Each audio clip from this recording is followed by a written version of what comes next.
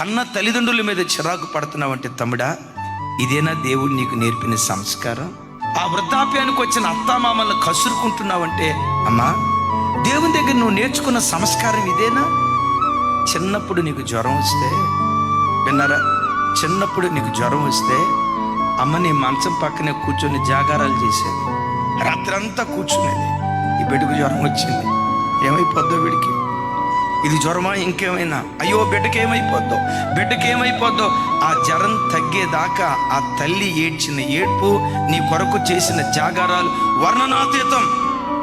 కొంచెం వయసు పెరిగేసరికి ఆ తల్లులకు ఎంత మానని గాయాలు ఈరోజు యవ్వన పిల్లలు కలుగు చేస్తున్నారో.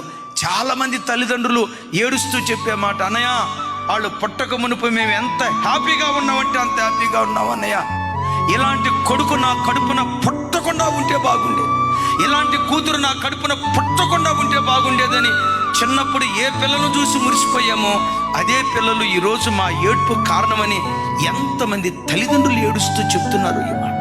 నా ప్రార్థన, మీరు అలా కాకుందురుగాక.